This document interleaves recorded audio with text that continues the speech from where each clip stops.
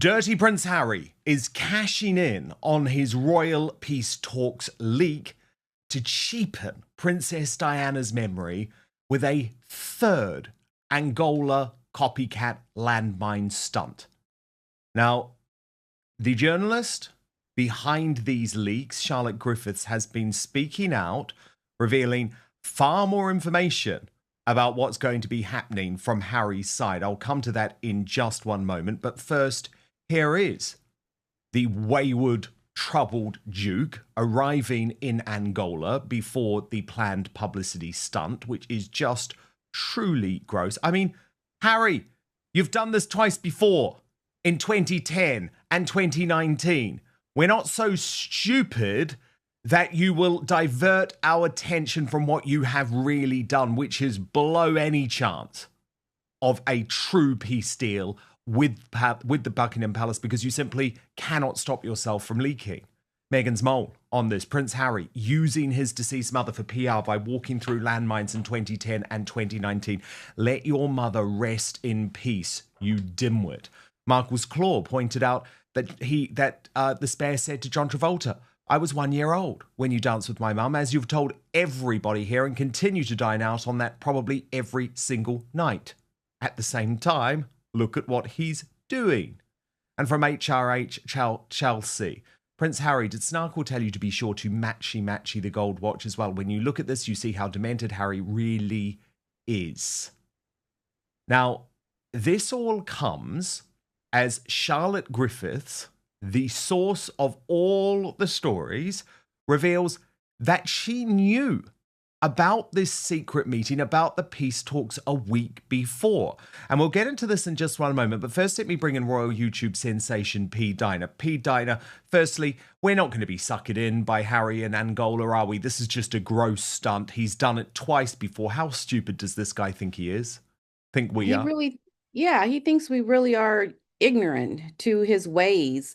We clearly can see what he is doing. We are in such a new era in terms of media, and we're so much more savvy around the PR. And, Harry has got a lot of negativity around him when you look at this arena of PR, of media, social media. There's just so much negativity around him that, we can't look to him doing something like this in the memory of his mother and think positively about what he's doing. We see what's behind it. We're so much more keen to these types of behaviors, and it really speaks to his behavior that he thinks that we're not on to him. It's really sad. It's like a desperation. He's so desperate to get this positive PR that he's blinded by the fact that we see the real underlining meaning behind it. I don't understand how you don't think we know what you're doing. It just Totally. doesn't make sense. Totally. Now, P. Diner, it feels like Omid Scobie has been replaced by a much more visually accepting model in Charlotte Griffiths, the editor-at-large at the Mail on Sunday. Now, this actually makes a lot of sense strategically from the Sussex side of things. It's like Scobie was a nutcase, right? No one trusted anything that he said. Charlotte Griffiths, on the other hand, works for the Mail. She's always been quite a respected reporter, but over the last few months, and I proved this earlier in the week, she has turned into a propagandist, not just for Prince Harry, but also this whole idea that the British monarchy needs Prince Harry. The British public love Prince Harry. She's really doing it in quite a crafty manner because obviously she's getting all of the stories. Where do you think this story came from, P. Diner?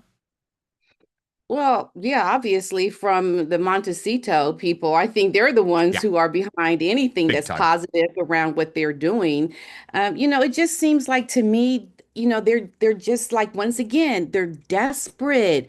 They see their decline coming, and they are trying any and everything that they can to get new momentum behind the work that they're doing because they are losing. Harry is going to be, I think, at the end of the day, the biggest loser of them all. But it just points to desperation from these two. It really does. It really does. But there definitely is a new strategy going on, P. Diner, because you Yeah. have Meredith Maines and Liam Maguire, who is now the UK-based henchman for Harry and Meghan in the Mhm. United Kingdom. In this meeting with Tobin Andre, who was my former boss at the Mail, now the head of communications for King Charles, the meeting obviously took place in this very, very public place. But what is most astonishing is that Charlotte Griffiths, the reporter behind it, has appeared on GB News and revealed that she was tipped off about this story, clearly from Harry's friends, days and days beforehand. They are telling her everything. So this interview is very important. It's been lost in the mix of everything that's going on. So I want us to analyze this properly, P. Dinah, because as I say, it shows you just how leaky the Montecito ship has become. P. Dinah, I mean, she's in Cloud Cuckoo land. She's in Harry and Meghan land. It's like, this isn't the end of the feud. The fact that you are being leaked the details and revealing every cough and spit of this meeting is literally proof as to why William was right and why the feud will not end. But it's the confidence, isn't it? She really is the new Scobie. I mean, I'm noticing she's been very negative about Catherine over the past few months, and it's just this absolute confidence to say it's over, P. Dinah. I don't understand how she can even say that. I mean, she said it twice, right? And I think there is a lot of delusion going on over there in Montecito. I mean, you think that you can just hire new people to come in and do your bidding now, and it is going to suddenly change the potential outcome of your circumstances? Absolutely not. This couple has done so much bad that I don't care what new people you have doing your bidding now and what you say about this being the beginning of the end. The fact remains your whole brand, everything about you is tainted, and it is not a positive look for you to go forward doing anything that's going to give you a positive outcome. And William is right. I think William knows that this will not be good. I mean, the whole idea that this was leaked shows you they can't even be trusted at the beginning of trying to even do some kind of a peace talk. So what makes you think you're going to be able to have an actual agreement to not have any problems between you again in the future when you continue to release information that's supposed to be private? It makes no sense. And this is why they are so off track with what they think is going to happen, because William sees right through it. The king, I think, is a little still soft on his son, Harry. I think he is definitely not in a power position. But William is in a power position, and he has to protect his future as king. He can't let what the current king do try to affect what he's going to end up doing as the future king. I think that's a very touchy thing that could happen. He has to be very careful about that. You Well, you know? do. But again, why I think that Charlotte Griffiths has become this mega propagandist is because in the same breath, P. Dinah, she is admitting that as it stands, Charles won't even be in the same room with Prince Harry. Please click on my face just to the bottom left to subscribe to this brand new independent news source and turn on the notification bell so you'll be alerted to our brand new live shows, uncancelled interviews, and special royal episodes. So, I mean, look, this is all coming from Team Harry, right? But what I find astonishing is the confidence. It's actually the arrogance of Harry and the delusion of Meghan. And when you combine both of those two things, P. Dinah, it's quite a dangerous cocktail, I think, because it's like in one breath, oh, no, Charles won't even speak to Harry. In the second breath, oh, but this meeting is the start. You know, they're going to be in a room together very soon. Oh, oops, we've leaked it all. We've leaked it all. You know, we've leaked to Katie Nichols at Vanity Fair, talking all about what happened at the meeting. We've leaked to People magazine, talking all about what happened at the meeting. It's like these two things don't add up, P. Dinah. How stupid are they? How stupid are these advisors? They've lost it at the first hurdle. I mean, that's how you know you can't work with them, because they're so desperate to win and all of this that they can't wait to get the information out there and think it's going to help them. It just really is a train wreck. It is so bad that they can't even see that in the beginning you're losing. You're not going to even I don't even think get to being with the king in the same room with him. Like if the king does meet with Harry, I think that is going to be such a big mistake. Yeah, he can definitely leak things. We know there's been talks about him with the secret recordings, and I mean they just cannot be trusted. And that woman, that sneaky woman, Meghan, I mean, I think this all reeks of her behind everything that is going on. She's the one that is trying to get this relationship, I think, better, but I think it is also to Harry's benefit, and that he might slightly want that because of money. I think he is desperate because he needs good PR, he needs finances, he needs to be able to pay his bills. Meghan is trying to, get her branding off, and she's not having much luck with that either. And it's just also, why are they not trying to make peace then with Megan's family? William can see that if you're making peace with our family, why are you not trying to make peace with your own family, Megan? Because you want to use our family. You're using it for yourself to increase your brand, your profile, your connection to the royal family. William is so savvy and onto this woman, and Harry is just, still in his delusion that this woman has good intentions. Although I do think he is starting to see the cracks for this couple. It's useless. Anything that they try to do, they will never be able to come back. The people don't want them. They are definitely in a position of not winning ever, ever, ever. It's astounding to me how delusional they Well, are. they are delusional because in the next breath, Pete Diner, the new Omid Scobie, Charlotte Griffiths, is saying, oh, yes, don't worry. Harry is absolutely willing to meet Charles's demands of privacy, not realizing that the fact that she has revealed the story via Harry and Meghan completely blows up that argument in the first place. I mean, You're they linking don't this, get it. It's like you're you're literally the Oprah now. right? And it's like, Pete Diner, look, it is a clever strategy. And this is why I always say I don't play the games that the Royal Road to play, because I've got to tell the truth about how these things work. Remember, Harry's the one that kept on talking about leaks. Pete Diner, remember, he kept on talking about leaks and how the royal family leaked. The royal family didn't leak this, Harry. Right. You did. Your lot did. And just because you're leaking it to a right-wing journalist at a newspaper that you hate, right, publicly, you think we're going to be stupid and not realize what's going on. Look, it's a more clever strategy than using Omid Scobie. I'll give you that. That little weirdo, he's out in Hollywood, God knows, probably having some more plastic surgery, looking more like Michael Jackson by the day. Do you know what I mean? It's like, he's out of the picture, okay? Yeah. He's out of the picture. But you've just got a new person doing it. We still understand what you're doing. Yeah, we can still see it. It's like you're not fooling anybody. It's like the audacity. It's like you look at us like we're fools, like we don't get what you're doing. We clearly see what you are doing.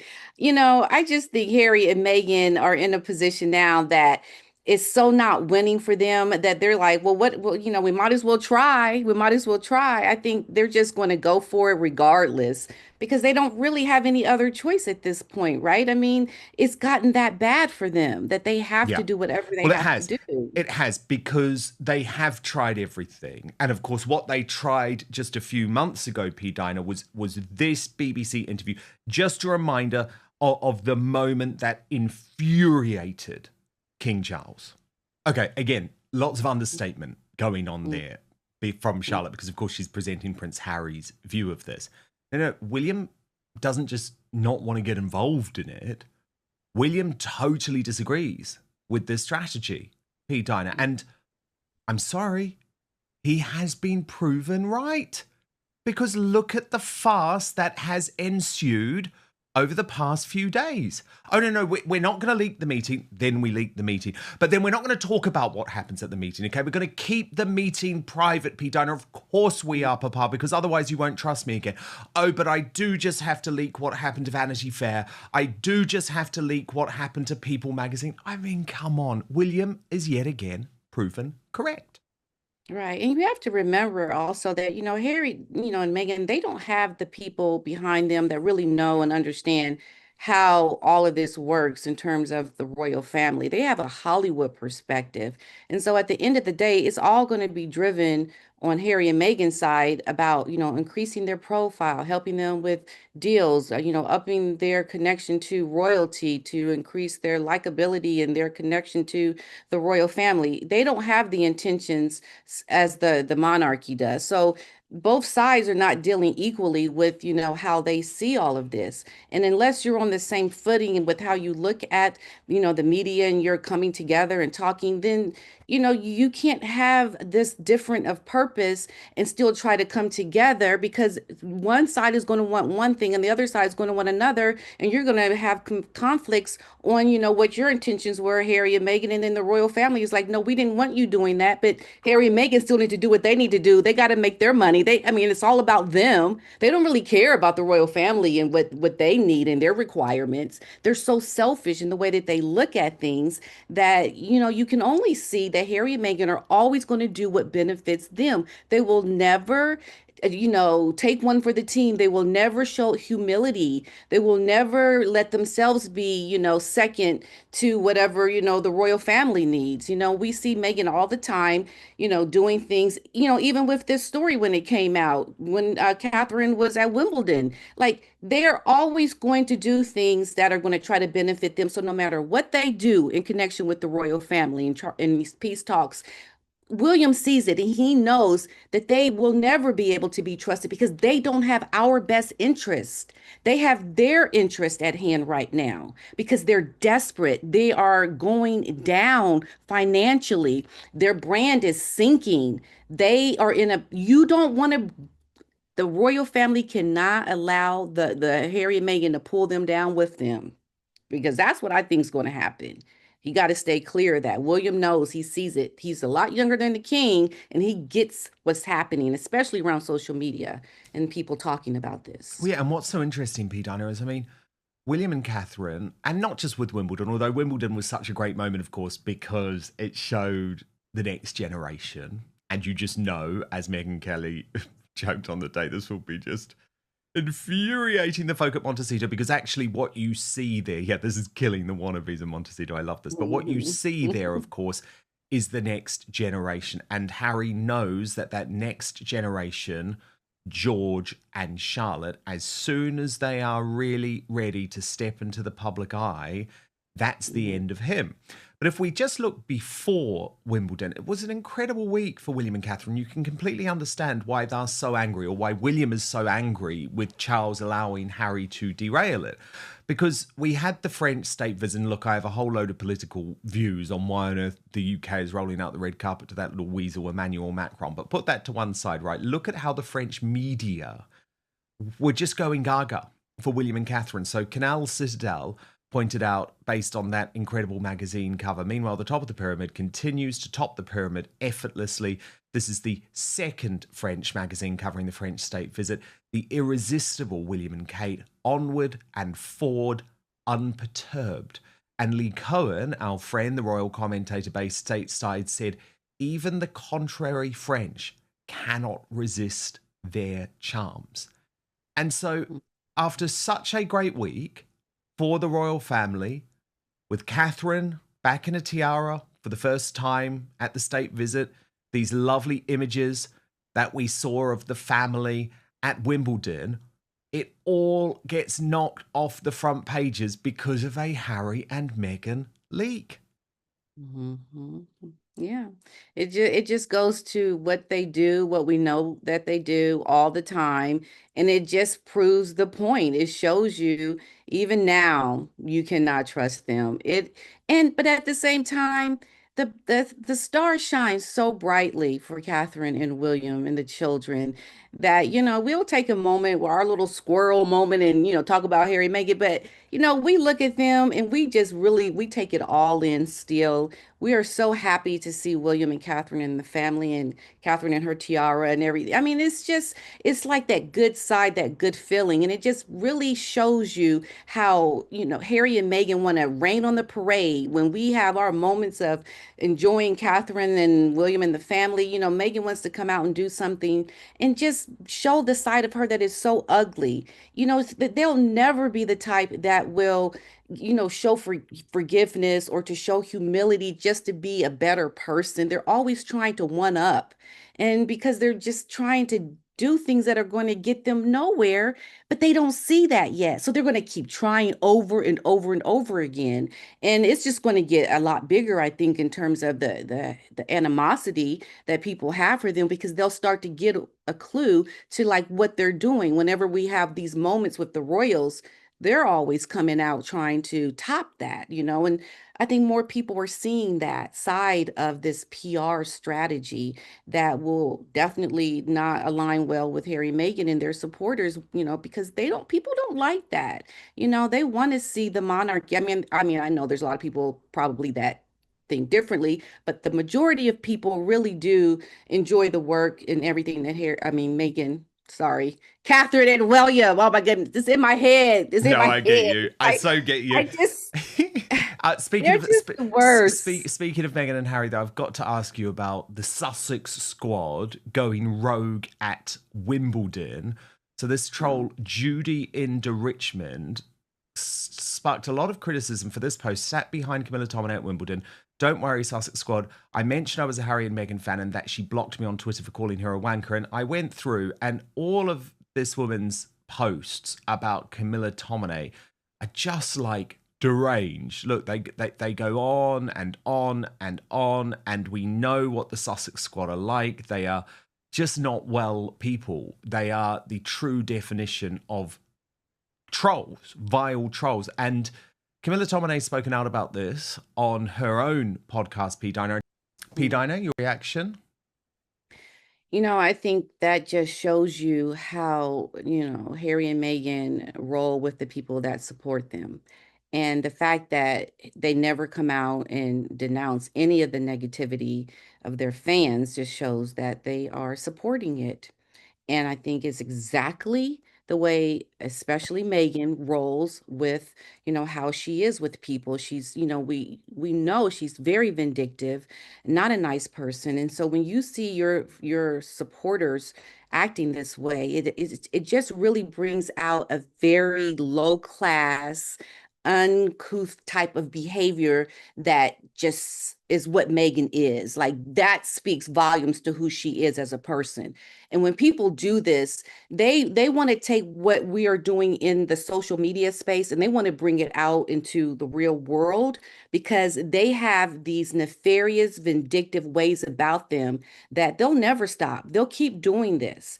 And it just shows you that they don't even care about right and wrong at this point. It's all about you blindly supporting somebody who is out to do no good, not to learn, not to be better, not to show some humility, not to be even grateful for the opportunities that have been given to you by the royal family. So to me, I just think it shows you how Harry and Meghan, they support this silently when they don't say anything. And when it starts to go out of this Harry's appearance in Angola inevitably draws comparisons with Princess Diana's iconic 1997 visit, which became one of the defining humanitarian moments of her life. Harry has previously undertaken similar visits in 2010 and again in 2019, making this his third highly publicized trip connected to the same cause. While supporters argue that continuing Diana's legacy remains an important charitable commitment, critics question whether repeating the same imagery risks appearing more symbolic than substantive. The debate has become less about the landmine campaign itself and more about whether these appearances are being used to redirect public attention away from the growing controversies surrounding Harry's relationship with the royal family. The timing of Harry's Angola visit is particularly significant because it follows reports of an alleged meeting between representatives connected to Buckingham Palace and the Sussex camp. The meeting was widely described as an early step toward reopening communication after years of public conflict. However, almost immediately after news of the meeting surfaced, detailed information began appearing across multiple media outlets. Rather than creating confidence that private discussions could remain confidential, the widespread reporting has raised fresh questions about whether sensitive conversations are capable of staying behind closed doors. For many royal observers, the speed with which details entered the public domain has become almost as important as the meeting itself. Attention has now turned toward journalist Charlotte Griffiths, who revealed that she had been informed about the planned meeting well before it actually took place. According to her account, sources had indicated that preparations were underway and suggested that the objective was simply to reopen communication rather than negotiate any formal agreement. Her reporting has fueled speculation about how much coordination may have existed behind the scenes. Regardless of where the information originated, the fact that details emerged so quickly has intensified questions about whether genuine trust can be rebuilt if confidential discussions continue appearing in public reports. For any reconciliation effort to succeed, confidence and discretion would almost certainly be essential. Another issue raised by commentators is the growing importance of public relations in shaping every royal headline. Every public appearance, interview, charitable visit, or media statement is now viewed through the lens of strategy. Instead of asking only what Harry is doing, many observers increasingly ask why he is doing it now. Whether fair or unfair, that level of public skepticism means even legitimate charitable work often becomes intertwined with broader debates about image management, reputation, and media narratives. That may be one of the biggest challenges facing Harry today. Reports continue to suggest that communication between Prince Harry and King Charles remains extremely limited. Even if representatives continue informal discussions behind the scenes, many analysts believe meaningful reconciliation would require complete confidence that private conversations will remain private. Without that assurance, every attempt to rebuild relationships risks becoming overshadowed by speculation, anonymous briefings, and competing media narratives. Ultimately, restoring trust may prove far more difficult than arranging another meeting. Whether Harry's latest Angola visit is viewed primarily as a continuation of Princess Diana's humanitarian legacy or as an unfortunate distraction from ongoing royal controversies will largely depend on public perception. What is clear is that every move made by the Duke of Sussex now carries enormous scrutiny. The charitable work, the media coverage, and the reported reconciliation efforts have all become interconnected in the public conversation. As long as questions remain over leaks, trust, and the future relationship between Harry and the royal family, each new development is likely to generate as much debate as the last. Only time will reveal whether genuine reconciliation is still possible, or whether both sides have simply moved too far apart for the relationship to recover.